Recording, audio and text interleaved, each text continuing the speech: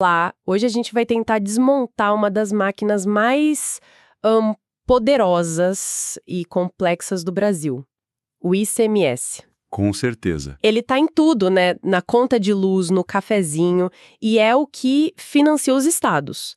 Mas, ao mesmo tempo, é uma fonte de dor de cabeça, de briga judicial. E de guerra entre os próprios estados. É uma ótima analogia essa da máquina. E para desmontar essa máquina, o nosso manual de instruções vai ser a famosa Lei Candir, certo? A Lei Complementar 87 de 96. Exato. Ela é a grande arquiteta do ICMS no Brasil. E a nossa missão aqui, eu acho, é ir além do o que é e tentar entender por que funciona assim. Isso, porque é tão complicado e, ao mesmo tempo, tão fundamental. Fundamental, porque como você disse, ele financia os estados. É a principal fonte de arrecadação deles. E já começando, a primeira peça dessa máquina que eu vi nos materiais é contraintuitiva. Não é só um imposto sobre vendas, né? Não mesmo. Ele é um tipo de IVA, um imposto sobre valor agregado. E isso, assim, muda todo o jogo. Tá, então vamos começar por aí. Pelas regras básicas, as características dele. A primeira que os materiais destacam é que ele é um imposto indireto. Uhum. O que isso quer dizer no dia a dia?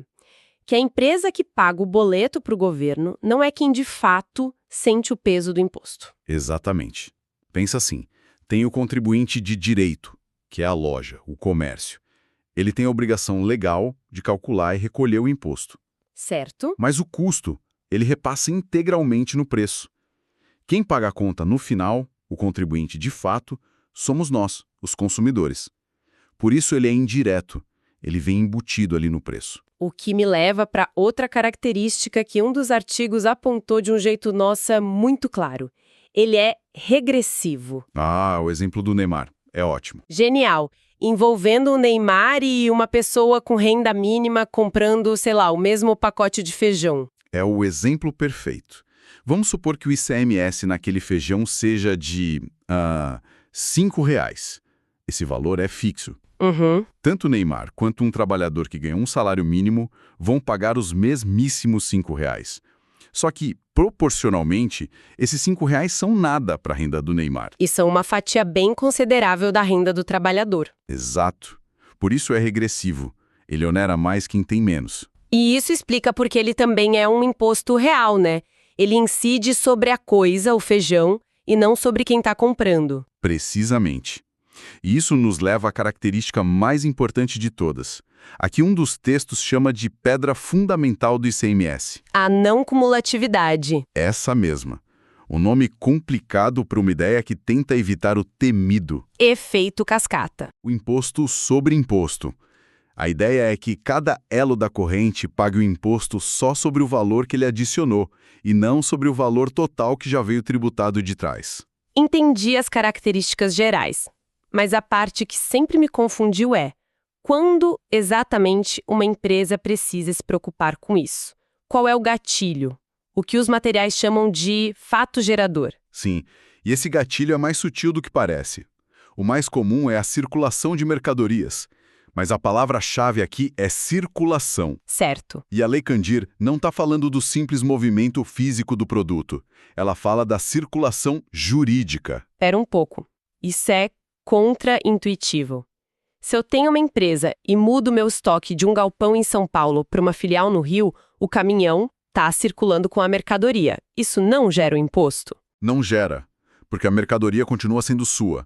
Só mudou de endereço. O STF, inclusive, já bateu o martelo sobre isso. Não há o ICMS na simples transferência entre estabelecimentos do mesmo dono. Ah... A circulação que gera um imposto é a que muda o dono do bem. Um dos artigos usava um exemplo ótimo com uma empresa, a Coelhão. Lembro, sim. A empresa de cenouras. Isso. Se a Coelhão manda as cenouras do armazém principal para uma loja filial, não tem ICMS. Mas imagine que as cenouras estão paradas nesse mesmo armazém e a Coelhão vende um lote para um supermercado. Entendi. As cenouras nem se moveram ainda. Exato, mas a propriedade dela já foi transferida. Houve a circulação jurídica. Nesse momento, nasce a obrigação de pagar o ICMS. Fascinante. A transação legal importa mais que o movimento físico. E além da venda de produtos, o que mais aciona esse gatilho? Basicamente, outros dois grandes grupos. O primeiro são os serviços de transporte. Mas, e isso é crucial, só o transporte interestadual intermunicipal. Ah, então um frete dentro da mesma cidade não conta. Não conta. Uma entrega de bicicleta no seu bairro, por exemplo, é intramunicipal. O imposto sobre esse serviço é outro, é o ISS. Agora, um frete de Campinas para São Paulo, que é intermunicipal, aí sim tem ICMS. E é aí que começa a famosa guerra fiscal que a gente sempre ouve falar, na briga pelas alíquotas entre os estados. Exatamente aí. Se um transporte começa em São Paulo e termina no Rio, ambos os estados têm interesse nessa arrecadação. Para atrair as empresas de logística, um estado pode oferecer uma alíquota menor, um benefício, e pronto, a guerra começa. Entendi. E qual outro grande grupo de serviços? Serviços de comunicação onerosos. Basicamente, os que a gente paga. Telefonia, internet, TV a cabo. Certo. E, por fim, o caso que parece ser o mais implacável de todos, a importação. Ah, sim. Tinha uma frase ótima numa das análises. Importou, se lascou. É um belo resumo. A Lei Candir é taxativa. O ICMS incide na entrada de qualquer bem importado por qualquer pessoa, física ou jurídica, para qualquer finalidade. Até para uso pessoal. O material citava o caso do Aloysio Soares, que importou uma guitarra para a coleção dele. E teve que pagar ICMS. Exato. Mesmo sendo para uso próprio, sem intenção de revender, a regra se aplica. Entrou no país, tem que pagar. Ok. Vamos voltar para aquela ideia do crédito e débito, da não cumulatividade. Você disse que ela é a chave para evitar o efeito cascata. A gente pode usar um exemplo prático para ver como essa mágica funciona? Claro, é a melhor forma. Vamos usar os números de um dos artigos. Imagina uma cadeia simples: fábrica, atacadista e varejista. E para facilitar, uma alíquota única de 10%. Perfeito. A fábrica vende por R$ 1.000, o atacadista revende por 1.300 e o varejista vende para o consumidor final por 1.700. Ótimo. Vamos lá. Etapa 1, a fábrica. Ela vende por 1.000, então o ICMS dela, o débito, é de R$ 100, 10% de 1.000. E como é o começo da cadeia, ela não tem crédito nenhum para bater. Exato. Então ela paga os R$ 100 ao governo. Agora, etapa 2, o atacadista. Ele comprou por 1.000 e nessa compra ele se creditou dos R$ 100 de imposto que a fábrica pagou. Esse é o crédito dele. Uhum. Agora ele vende por 1.300. O débito dele é de 130, mas ele não vai pagar os 130. Ele usa o crédito de 100 e recolhe só a diferença. R$ 30. Exato. R$ 30. Que é exatamente 10% sobre os R$ 300 de valor que ele agregou. Faz todo sentido. Perfeito. Agora a última etapa. O varejista. Ele comprou por 1.300 e se creditou dos 130 de imposto. Ele vende ao consumidor por 1.700, gerando um débito de 170. E aí ele usa o crédito de 130, E paga o governo só a diferença, R$ 40. somando tudo, o governo arrecadou 100 da fábrica, 30 do atacadista e 40 do varejista. Total, 170. Que é precisamente 10% do preço final de 1.700. O sistema funcionou, o imposto foi recolhido de forma fracionada em cada etapa, só sobre o valor agregado. Mas isso levanta uma questão. E se a última etapa, a venda para o consumidor, for isenta de imposto? Tipo a venda de um livro.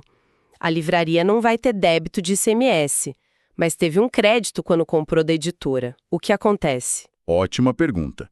A regra geral da Lei Candir é que se a saída não é tributada, o crédito da entrada tem que ser anulado ou estornado. Ah, então a empresa perde esse valor. Na maioria dos casos, sim. A lógica é: o crédito só existe para ser abatido de um débito futuro. Se não vai ter débito... Não tem por que ter o crédito. Exato. Mas aí vem a grande exceção, que é um dos maiores instrumentos de política econômica do país: a exportação. A exportação é imune ao ICMS. Só que, diferente das outras operações, a empresa que exporta tem o direito de manter integralmente todos os créditos de ICMS que ela acumulou. Nossa, então é um benefício duplo. Ela não paga imposto para vender para fora e ainda recupera o imposto que pagou para produzir? Exatamente. Isso torna o produto brasileiro muito mais competitivo lá fora porque ele chega limpo do custo do ICMS. É um incentivo poderosíssimo. Certo. Agora, acho que a gente precisa entrar no monstro que vive no armário de todo contador. A substituição tributária, a ST. O famoso monstro. Essa ideia de transferir a responsabilidade do imposto para outra pessoa na cadeia soa muito complicada. Qual é a lógica por trás disso? A lógica é pura e simplesmente eficiência de fiscalização. Pensa no exemplo que um dos materiais usava. O fisco tentando fiscalizar 15 mil pequenas fazendas de leite. Impossível. É uma operação caríssima, quase impossível.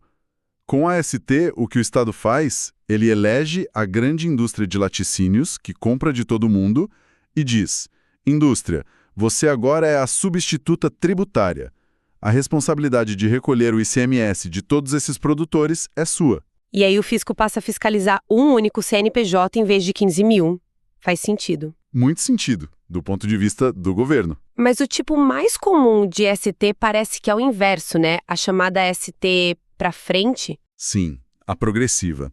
É a mais comum e a mais complexa. O exemplo clássico é o da indústria de bebidas. A fábrica de cerveja, quando vende para o distribuidor, ela recolhe o ICMS dela. Certo. E, ao mesmo tempo, já recolhe o ICMS que o bar do Moi, lá na ponta, iria dever quando vendesse a cerveja para o consumidor. O imposto da cadeia inteira é recolhido antecipadamente. Mas espera aí. Essa história de fato gerador presumido me parece meio bizarra. Como a fábrica sabe por quanto o bar do Moi vai vender a cerveja? E se ele fizer uma promoção? Ou se a carga for roubada? Gera uma bagunça gigantesca e é fonte de inúmeras ações judiciais. Para tentar resolver a questão do preço, o governo trabalha com pautas fiscais ou com a chamada MVA, a margem de valor agregado. Ele basicamente presume um lucro médio para o varejista. E se essa presunção estiver errada? Por muito tempo, a regra era presumiu, acabou, ninguém podia reclamar. Mas o STF mudou isso. Hoje, se o varejista vende por um preço menor que o presumido, ele pode pedir a restituição do que pagou a mais. E se ele vender mais caro? Aí ele tem a obrigação de recolher a complementação. Imagina a complexidade que isso gera para o varejista. É um trabalho de futurologia tributária. Ufa! É uma máquina cheia de engrenagens mesmo. Então, recapitulando. O ICMS, regido pela Lei Candir, é o imposto sobre o valor agregado, com esse sistema de créditos e débitos, para não onerar a cadeia. E que também usa mecanismos complexos como a substituição tributária para otimizar a arrecadação. E o que é fascinante é ver como essas engrenagens definidas na Lei Candir criam efeitos em cascata na economia real. A autonomia dos estados para mexer nisso é o que alimenta a guerra fiscal. Uma decisão técnica lá em Brasília ou numa secretaria da Fazenda pode fazer uma fábrica inteira se mudar de estado, impactando milhares de empregos. É uma conexão direta. Ponto excelente. Isso me leva a um pensamento final. Toda a nossa conversa mostra como a lógica do ICMS, com circulação de mercadoria, estabelecimento, transporte, foi desenhada para o mundo físico, né? Um mundo de cenouras, guitarras e cervejas. Exato. Então a provocação que fica é: como essa lógica criada décadas atrás vai se adaptar a um mundo cada vez mais digital? Pensa em NFTs, em transações de bens virtuais no metaverso. Na economia dos criadores de conteúdo. Isso. Onde ocorre a circulação de um bem que não existe fisicamente. Quem é o estabelecimento responsável pelo imposto quando o vendedor está num país, o comprador em outro e o servidor num terceiro? Esse é o grande desafio tributário do nosso tempo. As respostas ainda não existem, mas as perguntas que os legisladores terão que fazer são as mesmas perguntas fundamentais que, por incrível que pareça, a Lei Candir já tentava responder para o mundo analógico. A máquina vai precisar de um upgrade, então. Com certeza. Mas o manual antigo ainda nos ensina como ela pensa.